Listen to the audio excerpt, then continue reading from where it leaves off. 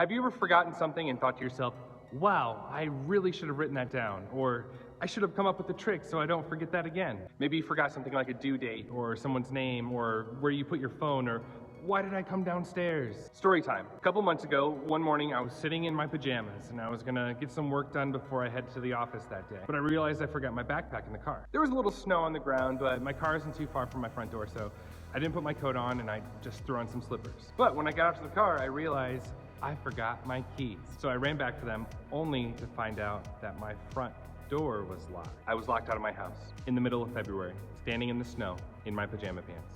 I didn't have a spare key hidden anywhere, so I immediately started running. I ran down the street and went to Walgreens, which was the closest public establishment that I could find. I asked to use their phone, and then they looked at me weird, probably because of the pajama pants and slippers, but they handed me the phone anyways. So I called my dad. My dad left work.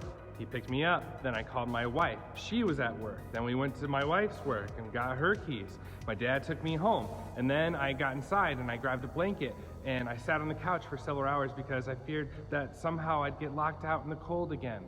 Whew.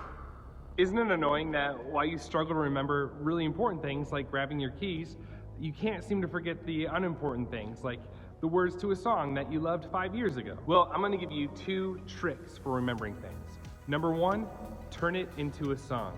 Maybe I should write a song for when I walk out the front door. Do I have my keys because I don't want to call my dad from Walgreens again? Sounds like a country song. Or, trick number 2 to remembering things. Write it down.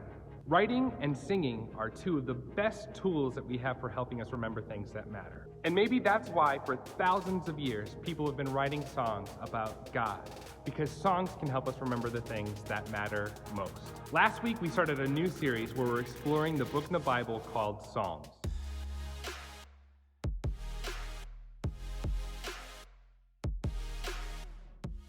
This book is a collection of songs and rhymes and rhythms written by and for God's people. Just like we use songs to remind us of important things like the ABC song or 1, 2, buckle my shoe.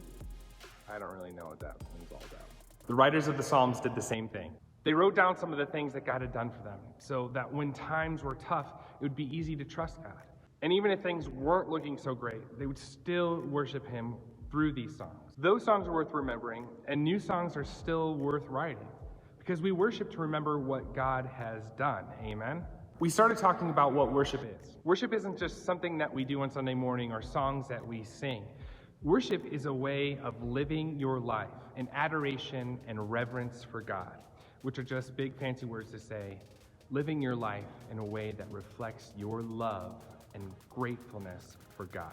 And how do we do that? We learned that one of the most accessible ways to connect with God, or to put yourself in the mindset of worshiping Him, is to reflect on all of God's creation. And we can do this by going outside, or looking at the trees from your window, or smelling the fresh smell of rain, or listening to all the birds, or the cars, and the noises, and all the people in the world around you. This week, we're talking about the ways that we worship God by remembering all that He has done. So to do this, I want to read through some song lyrics. It's a top 40 song. It's called Psalm 145. Okay, yeah, I lied. It's not a top 40 song. At least not today. Maybe a couple thousand years ago. But remember that these were the songs that God's people have been singing for generations. The words of this psalm especially were written in a way that the people would know of all the glorious things that God has done. But when we read this, try to imagine that maybe like Hillsong wrote this. I don't know if that's a good example, but you know what I'm trying to say. Okay, Psalm 145. The song starts, I will exalt you, my God and King, and praise your name forever and ever. I will praise you every day. Yes, I will praise you forever. Great is the Lord. He is most worthy of praise. No one can measure his greatness. Let each generation tell its children of your mighty acts. Let them proclaim your power. I will meditate on your majestic, glorious splendor and your wonderful miracles. Your awe-inspiring deeds will be on every tongue. I will proclaim your greatness. Everyone will share the story of your wonderful goodness. They will sing with joy about your righteousness. The Lord is merciful and compassionate, slow to get angry, and filled with unfailing love. The Lord is good to everyone. Wow, right? It's actually a really, really beautiful song. There are a lot of words, but you could tell that the person who wrote this was just so passionate and so grateful and so in love with God and all the things that God has done for them and for their people. But that's the idea, is that these things were written to be passed along, to be remembered, to be told. These were the songs that all of God's people sang. It was actually kind of like their journal, right? I keep this journal in my pocket. I call it my worship journal. I write down if something happens to me that makes me feel like I've connected with God. I write down experiences and prayers and song lyrics and ideas. But whatever it might be, I try to write these things down right away so I don't forget about them. And then I look back at this little journal, sometimes before I go to bed, or sometimes when I wake up, or really just any time that I might be reflecting about all the blessings of my life. I often write about people that I encounter. Even if I didn't learn their name, I try to write down the thing that they said or the thing that they did that made me think of God.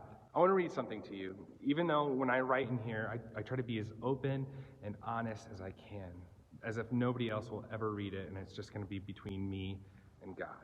But I want to read this to you. This is from a few weeks ago. While I was in the checkout lane at Aldi, a few people ahead of me was a woman and 3 little kids in the cart. When it was time for her to pay for her groceries, her card was declined several times. I assume it was because she didn't have enough money in the bank to pay for her groceries at the time. But either way, she looked really sad and worried and embarrassed. But then, the woman who was in front of me quietly walked over to the mother, smiled. She said a few things softly to the mother, and then she paid for all of the groceries. The mother started crying and thanking the woman, but the woman insisted on not making a big deal of it. It seemed like she didn't want any recognition for her good deed, but that she just genuinely wanted to support the mother and her children in that moment. I wrote this down in my worship journal, and it may not seem like the typical kind of worship you'd think of, like writing a prayer or song lyrics, but sometimes I don't feel like I have all the right words to say about how I feel about something. So instead, I just write down what I can. But that's the thing. Worship isn't always about singing the right songs or reading the right verse in the Bible or saying all the right prayers with all the right words so that God knows that you're being serious about it. When it comes down to it, worshiping God is all about thanking God for who he is and for what he has done. And I imagine that the woman that day did exactly what Jesus would have done in that situation. After I witnessed that, I didn't have the words to express my thoughts or feelings. I wrote this story down in my worship journal because I just knew that I was so thankful for what God did in that moment, for that family, through that woman. And I wrote it down because I knew that I didn't want to forget about it.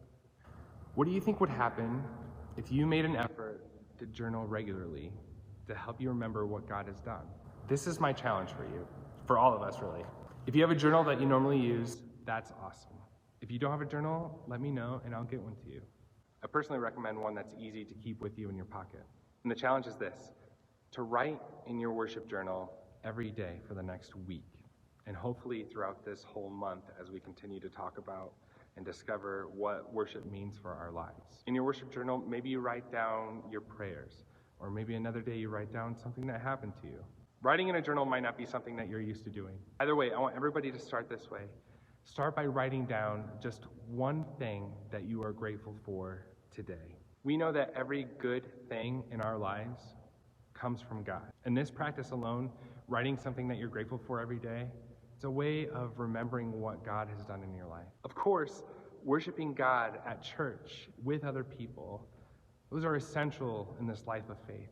But let's not let our anthem song end there.